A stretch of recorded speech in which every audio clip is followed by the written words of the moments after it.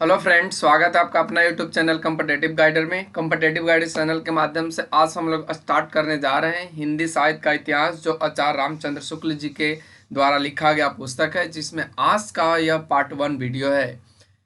आज हम लोग इस संपूर्ण किताब का विश्लेषण करते हुए आज जो हम लोग देखेंगे, सबसे पहले इस पुस्तक के बारे में देखेंगे, किस तरीके से इस पुस्तक का संस्करण किया गया है। तो सबसे पहले आज हम लोग यही समझने की कोशिश करेंगे, जो सभी प्रतियोगी परीक्षाओं के लिए बहुत महत्वपूर्ण है। आप लोग अगर चैनल पे नए हैं तो चैनल को सब्सक्राइब कर ले, ताकि इसी तरह के वीडियो का नोटिफिकेशन आप लोगों को समय समय पे मिलते रहे। चलिए आज का सेशन को हम लोग शुरू करते हैं किताब के माध्यम से। चलिए यहाँ पे आज हम लोग देखते हैं। यहाँ पे जो आज हम लोग देखेंगे, जैसा कि आपको यह स्लाइड्स दिखा रहा है, रामचंद्र शुक्ल जी का यह हिंदी साहित्य का इतिहास है, जिसमें आज हम लोग अच्छे से इसके जो कवर पॉइंट है इसको देखने की कोशिश करेंगे। जिसमें सबसे पहले आज हम लोग बात करेंगे प्रथम संस्करण का वक्तव्य को, जैसा कि आपको स्लाइड्स में भी दिखाई दे रहा होगा। यहाँ पे हम लोग आज बात करेंगे कि हिंदी कवियों का देख सकते हैं, हिंदी कवियों का एक वृत्त संग्रह ठाकुर शिव सिंह सेंगर ने सन 1833 ईस्वी में प्रस्तुत किया था। आप ये पॉइंट्स को याद रखेंगे, ठाकुर शिव सिंह सेंगर ने 1833 में प्रस्तुत किया था। उसके पीछे सन 1889 में डॉक्टर अवसर गिरियर्सन ने modern vernacular literature of northern Hindustan के नाम से एक वैसा ही बड़ा कवित संग्रह निकाला था। आप याद रखेंगे, ये पूछ लिया जाता है, modern vernacular literature of northern Hindustan, ये चीज पूछ लिया जाता है। इनके जो है ये गिरियर्सन जी हैं, जो 1889 में इन्होंने कवित संग्रह के रूप में निकाला था, ध्यान रखेंगे। आगे बढ़िए तो कहता कि काशी की नागरी प्रचारणी सभा का ध्यान आरंभ में ही इस बात की ओर गया कि सहर्षों हस्तलिखित हिंदी पुस्तकें देश के अनेक भागों में राज पुस्तकालयों तथा लोगों के घरों में अज्ञात पड़ी है। अतः सरकार की आर्थिक सहायता से उसने सन 1900 से पुस्तकों की खोज का काम हाथ में लिया और सन 1911 तक अपनी खोज की 8 रिपोर्टों में सैकड़ों अज्ञात कवियों तथा ज्ञात कवियों के अज्ञात ग्रंथों का पता लगाया। सन 1913 में देख सकते हो, ये आप लोग यहाँ से सन 1913 में देख सकते हैं आप लोग, इसी सारी सामग्री का उपयोग करके मिस्र बंधुओं यानी श्रीयुत पंडित राम बिहारी मिश्र आदि ने अपना बड़ा भारी कवित संग्रह मिस्र विनोद, जिसमें वर्तमान काल के कवियों और लेखकों का भी समावेश किया गया है। आप लोग ध्यान रखेंगे प्यारे बच्चों, ये जो है मिस्र विनोद, ये मिस्र बंधुओं के द्वारा लिखा गया है, ध्यान रखना है आपको। 3 भागों में प्रकाशित हुआ। इधर जब से विश्वविद्यालयों में हिंदी की उच्च शिक्षा का विधान हुआ, तब से उसके साहित्य के विचार श्रृंखलाबद्ध इतिहास की आवश्यकता का अनुभव छात्रा और अध्यापक दोनों कर रहे थे। शिक्षित जनता की जिन जिन प्रवृत्तियों के अनुसार हमारे साहित्य स्वरूप में जो जो परिवर्तन आए, जिन जिन प्रभावों की प्रेरणा से काव्यधारा की भिन्न भिन्न शाखाएं फूटती रही, उन उन सबके समयक निरूपण तथा उनकी दृष्टि से किए हुए सुसंगत काल विभाग के बिना साहित्य के इतिहास का सच्चा अध्ययन कठिन दिखाई पड़ता था। 700-800 वर्षों की संचित ग्रंथ राशि सामने आने लगी हुई थी, पर ऐसे निर्दिष्ट सरणियों की उद्भावना नहीं हुई थी जिनके अनुसार सुगमता से इस प्रभुत्व सामग्री का वर्गीकरण होता। भिन्न भिन्न शाखाओं के हजारों कवियों की केवल कालक्रम से गुथी उपयुक्त वृत्तमालाएं साहित्य के इतिहास के अध्ययन में कहाँ तक सहायता पहुंचा सकती थी। सारे रचना काल को केवल आदि, मध्य, पूर्व, उत्तर इत्यादि खंडों में आंख मूंद कर बांट देना, यह भी न देखना कि खंड के भीतर क्या आता है क्या नहीं, किसी वृत्त संग्रह को इतिहास नहीं बना सकता। तो ये सभी चीज इस पुस्तक में बताया गया कि कैसे यह पहले चला था और किस तरीके से आगे बढ़ते चला जा रहा था। जिसमें रचना काल की बात करें तो इसको ये ऐसे ऐसे चीजों में खंडों में बांट दिया जा रहा था, यानी आदि, मध्य, पूर्व, उत्तर, जिसमें यह भी नहीं पता लोगों को था कि इसके अंदर क्या, इस खंड के भीतर क्या है। 5 या 6 वर्ष हुए छात्रों के उपयोग के लिए मैंने कुछ संक्षिप्त नोट तैयार किए थे, जिसमें परिस्थिति के अनुसार शिक्षित जनसमूह की बदलती हुई प्रवृत्तियों को लक्ष्य करके हिंदी साहित्य के इतिहास के काल विभाग और रचना की भिन्न भिन्न शाखाओं के निरूपण का एक कच्चा ढांचा खड़ा किया गया था। हिंदी शब्द सागर समाप्त हो जाने पर उनकी भूमिका के रूप में भाषा और साहित्य का विकास देना भी स्थिर किया गया। अतः एक नियत समय के भीतर ही इस इतिहास लिखकर पूरा करना पड़ा। साहित्य को इतिहास लिखने के लिए जितनी अधिक सामग्री मैं जरूरी समझता था, उतनी तो उस अवधि के भीतर इकट्ठी न हो सकी, पर जहां तक हो सका आवश्यक उपादान रखकर कार्य पूरा किया गया। ये जो पॉइंट्स लिखे गए हैं प्यारे बच्चों, ये आचार्य रामचंद्र शुक्ल जी के द्वारा लिखे गए हैं कि उन्होंने यह इतिहास को कैसे लिखा, किस तरीके से लिखा, क्या उनके लिए सामग्री तैयार करना पड़ा, क्या उनको संक्षिप्त नोट कैसे उन्होंने तैयार किया। तो ये सभी चीज यहाँ पे प्यारे साथियों लिखा गया है। इस पुस्तक में जिस पद्धति का अनुसरण किया गया है उसका थोड़े से उल्लेख कर देना आवश्यक जान पड़ता है। ये कहते हैं कि इस पुस्तक में जो मैंने पद्धति का यूज किया है उसमें थोड़े सा आपको जानना जरूरी है। तो चलिए आगे की ओर बढ़ते हैं, आगे क्या कहते हैं। पहले काल विभाग को लीजिए, जिस काल विभाग के भीतर किसी विशेष ढंग की रचना की प्रचुरता दिखाई पड़ी वह एक अलग काल माना गया और उसका नामकरण उन्हीं रचनाओं के स्वरूप के अनुसार किया गया। इस प्रकार काल का एक निर्दिष्ट सामान्य लक्षण बनाया जा सकता है। किसी एक ढंग की रचना की प्रचुरता से अभिप्राय यह है कि दूसरे ढंग की रचनाओं में चाहे किसी एक ढंग की रचना को ले वह परिमाण के प्रथम के बराबर न होगी। यह नहीं कि और सब ढंगों की रचनाएं मिलकर भी उसके बराबर न होंगी। जैसे यदि किसी काल में 5 ढंग की रचनाएं 10, 5, 6, 7 और 2 के क्रम में मिलती है तो जिस ढंग की रचना की 10 पुस्तकें हैं उसकी प्रचुरता कही जाएगी। यद्यपि शेष और ढंग की सब पुस्तकें मिलकर 20 है। यह तो हुई पहली बात। दूसरी बात है कि ग्रंथों की प्रसिद्धि, यानी ग्रंथों की क्या प्रसिद्धि है इसको लेकर। किस काल के भीतर जिस एक ही ढंग के बहुत अधिक ग्रंथ प्रसिद्ध चले आते हैं उस ढंग की रचना उस काल के लक्षण के अंतर्गत मानी जाएगी, चाहे और दूसरे ढंग की अप्रसिद्ध और साधारण कोटि की बहुत सी पुस्तकें भी इधर उधर कोनों में पड़ी मिल जाया करे। प्रसिद्धि भी किसी काल की लोक प्रवृत्ति की प्रतिध्वनि है। सारांश यह कि इन दोनों बातों की ओर ध्यान रखकर काल विभागों का नामकरण किया गया है।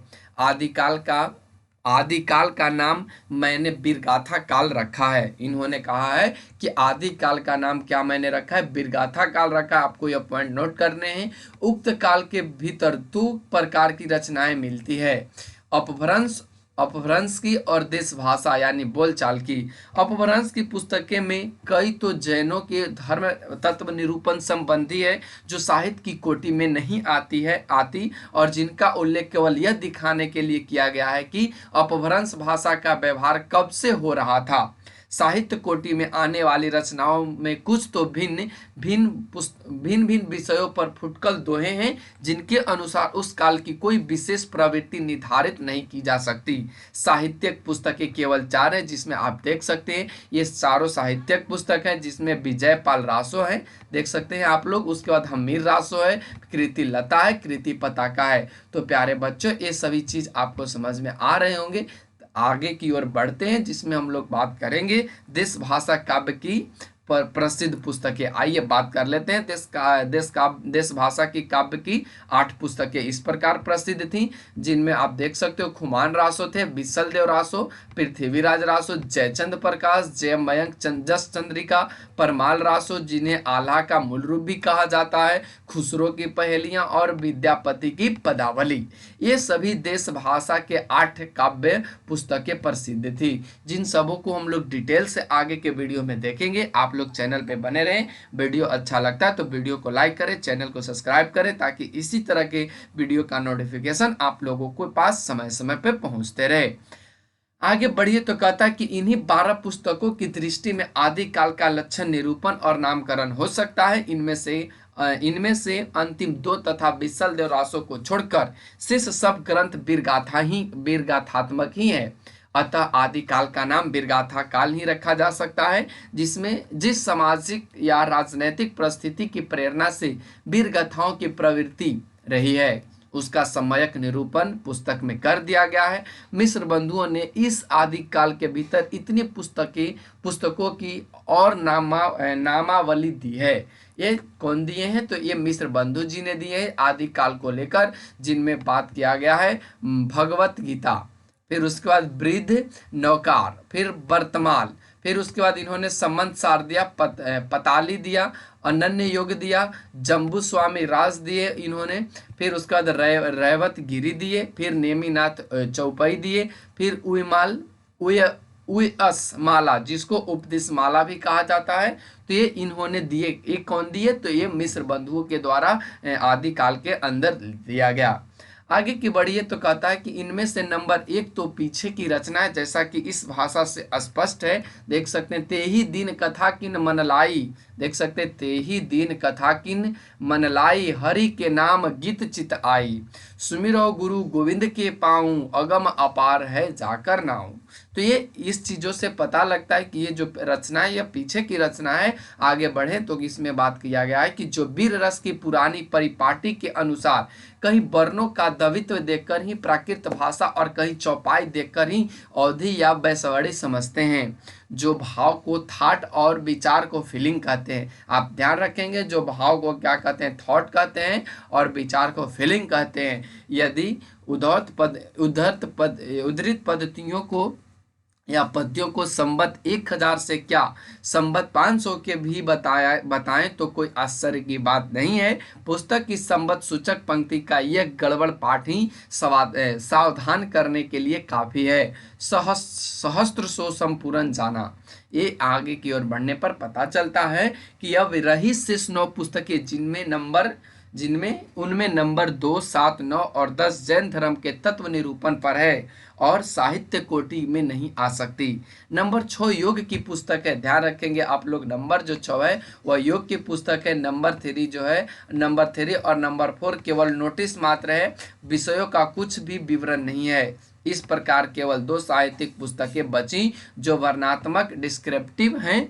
एक में नंद के ज्योनार का वर्णन है, दूसरे में गुजरात के रैवत पर्वत का है। अतः इन पुस्तकों की नामावली आप याद रखेंगे, एक में नंद की है, ध्यान रखना है आपको, नंद के ज्योनार का वर्णन है, और दूसरे में गुजरात के रैवत पर्वत का वर्णन है।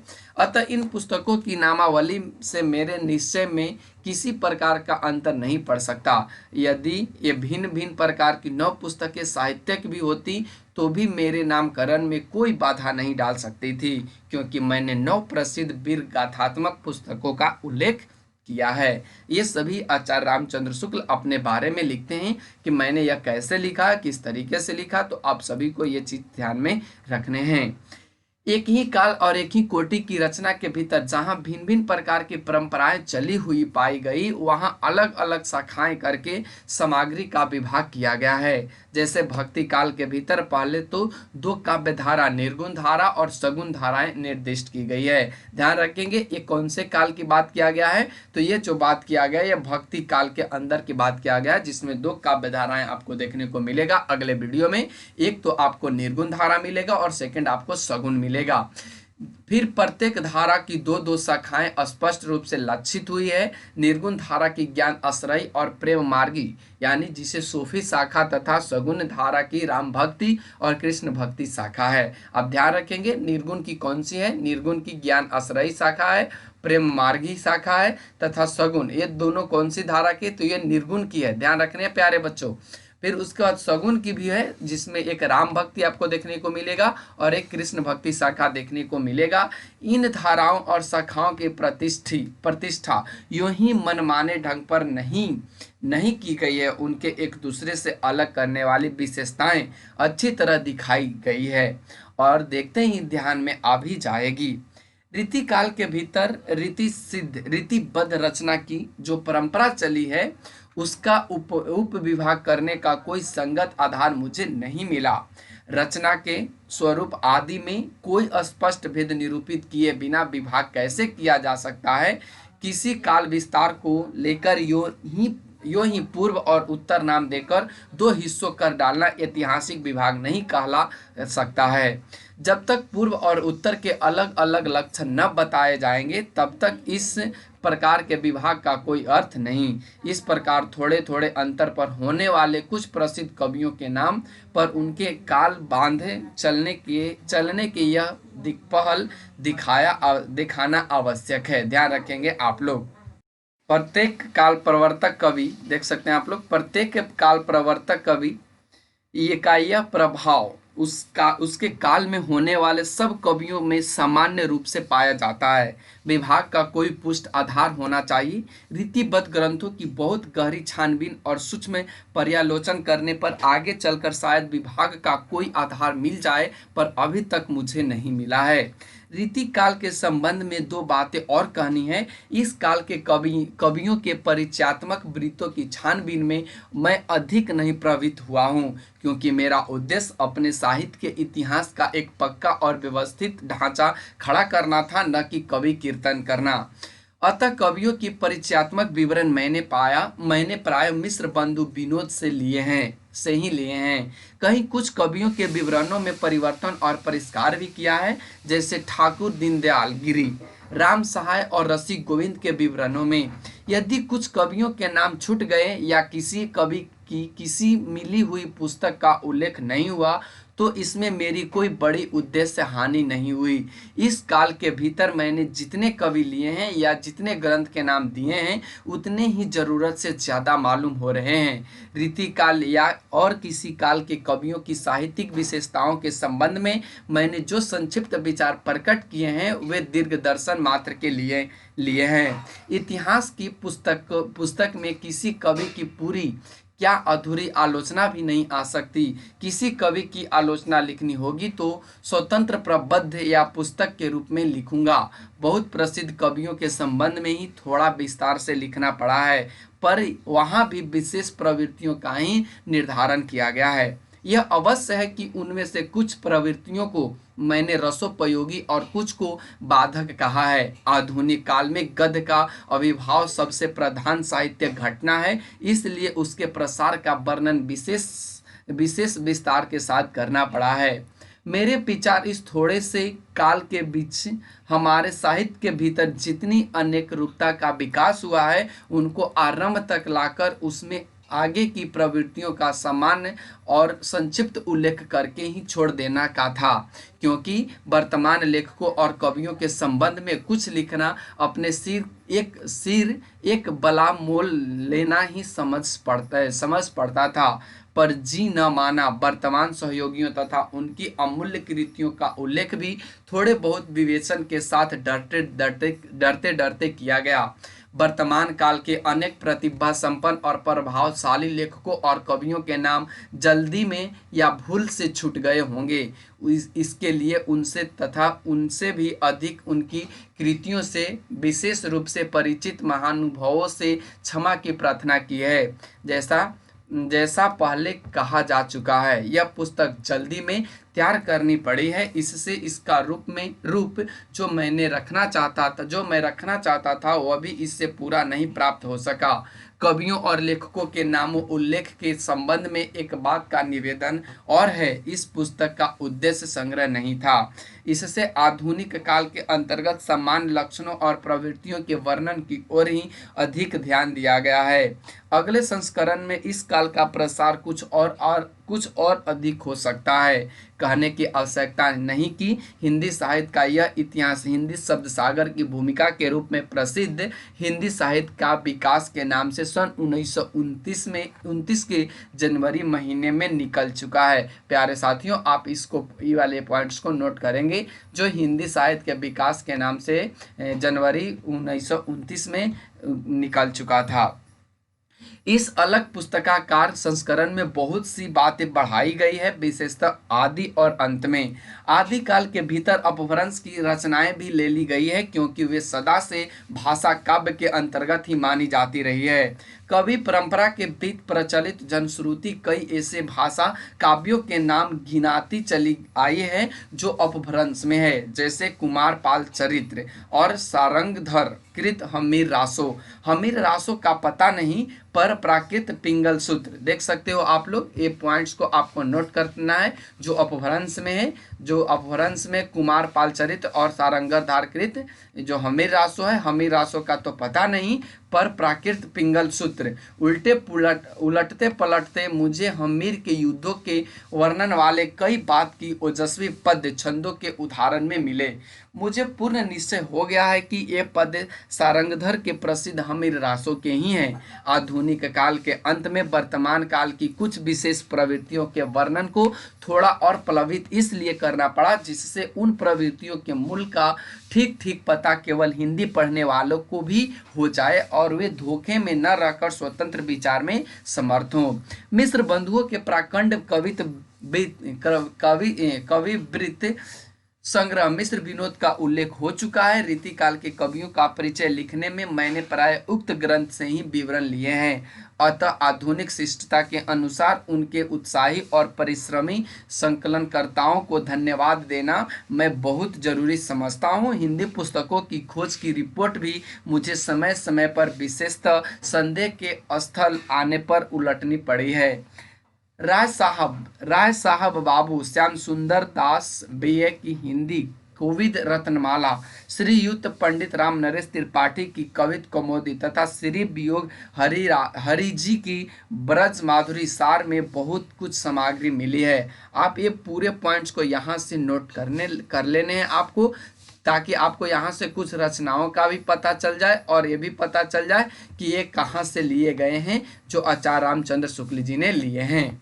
अतः उक्त तीन महानुभावों के प्रति मैं अपनी कृतज्ञता प्रकट करता हूँ। आधुनिक काल के प्रारंभिक प्रकरण लिखते समय जिस कठिनता का सामना करना पड़ा उसमें थोड़े बड़े पुराने मित्र पंडित केदारनाथ पाठक भी काम आए, पर न आज तक मैंने उन्हें किसी बात के लिए धन्यवाद दिया, न अब देने की हिम्मत कर सकता हूँ।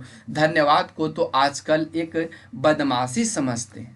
ये कौन कहते हैं? ये आचार्य रामचंद्र शुक्ल जी कहते हैं। इस कार्य में मुझसे जो भूल हुई उसके सुधार की त्रुटियां रह गई उनकी पूर्ति की और जो अपराध बन पड़े उनकी क्षमा की पूरी आशा करके मैंने अपने श्रम से कुछ संतोष लाभ कर सकता हूँ।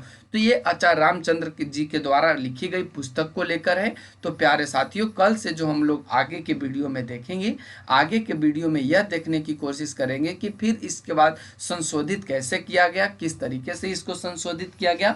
तो आज के लिए बस इतना है, फिर अगले दिन अगले वीडियो में आपसे मुलाकात होगी। तब तक के लिए नमस्कार। चैनल पे बने रहने के लिए चैनल को सब्सक्राइब करना और वीडियो को लाइक करना ना भूलें। और किसी भी तरह की आपको कोई समस्या होती है तो आप कमेंट सेक्शन में कमेंट करना ना भूलें। Thanks for watching, take care, bye bye.